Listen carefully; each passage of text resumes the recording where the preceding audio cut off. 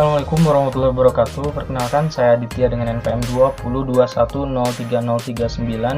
Video ini berisi tentang ujian akhir semester 3 pada mata kuliah identifikasi kebutuhan belajar kurikulum. Pada kelompok, saya membahas di bahasan proses pembelajaran pendekatan di bagian C, dan di bagian D itu ada nanti pembelajaran berbasis kompetensi. Proses pembelajaran dengan pendekatan ilmiah.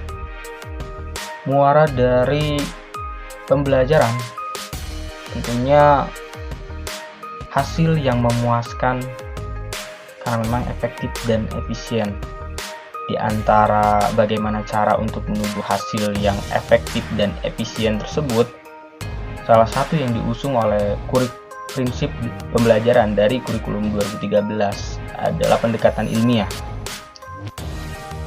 Apa itu pendekatan? Menurut Syaiful, pendekatan adalah pandangan guru terhadap siswa dalam menilai, menentukan sikap, perbuatan yang dihadapi dengan harapan dapat membesarkan masalah dalam mengelola kelas yang nyaman dan menyenangkan. Pendekatan juga merupakan konsep dasar yang mewadahi, menginspirasi, melestarikan pemikiran tentang bagaimana metode pembelajaran dapat diterapkan berdasarkan teori tertentu. Pendekatan ilmiah adalah pendekatan sebuah konsep dasar yang memang melatar belakangi perumusan metode mengajar dengan menerapkan karakteristik ilmiah tentunya. Scientific teaching atau pendekatan pembelajaran. Penerapan pendekatan ilmiah dalam pembelajaran tidak hanya fokus bagaimana mengembangkan kompetensi siswa dalam observasi, namun harus juga mendukung mengembangkan pengetahuan dan keterampilan berpikir, sehingga selanjutnya mendukung aktivitas kreatif dalam berinovasi, berkarya. Tahun 2007, buku majalah Forum Kebijakan Ilmiah yang terbit di Amerika menyatakan bahwa penerapan pendekatan saintifik dalam pembelajaran harus memenuhi 3 prinsip, yaitu belajar siswa aktif. Untuk hal ini termasuk inquiry-based learning atau belajar berbasis penelitian, cooperative learning atau belajar kelompok pusat, dan belajar berpusat pada siswa. Di bagian D, pembelajaran berbasis kompetensi. Pembelajaran ini dilakukan dengan orientasi pencapaian kompetensi pada peserta didik, hingga muaranya dapat dilihat dari perubahan sikap, pengetahuan, dan keterampilan.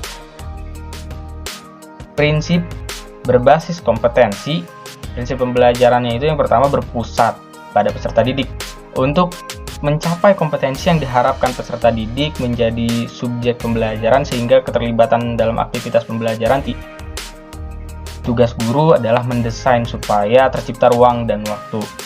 2. Pembelajaran secara terpadu agar kompetensi yang dirumuskan dalam KD dan SK itu tercapai secara utuh. Aspek kompetensi yang terdiri dari sikap, pengetahuan, keterampilan yang terintegrasi menjadi satu gitu. Terus ketiga, ada pembelajaran dilakukan dengan sudut pandang adanya keunikan individual peserta didik. Karena peserta didik memiliki punya kecepatan dan potensi yang memang berbeda dalam belajar, maka dalam jumlah tertentu guru perlu memberi layanan individual agar mengenal dan dapat mengembangkan potensi peserta didik. Yang keempat itu pembelajaran dilakukan secara bertahap dan terus menerus hingga mencapai ketuntasan yang ditetapkan di awal. Peserta didik yang belum tuntas diberikan remedial, dan yang telah tuntas itu nanti ada pengayaan kayak gitu. Dan nomor 5, pembelajaran dihadapkan pada situasi pemecahan masalah hingga peserta didik menjadi pembelajar yang memang kritis, kreatif, mampu memecahkan masalah. Yang keenam, pembelajaran dilakukan dengan multi-strategi, multimedia agar memberikan corak yang beragam bagi pengalaman belajar para peserta didik. Yang 7, peran guru sebagai fasilitator, motivator, dan narasumber.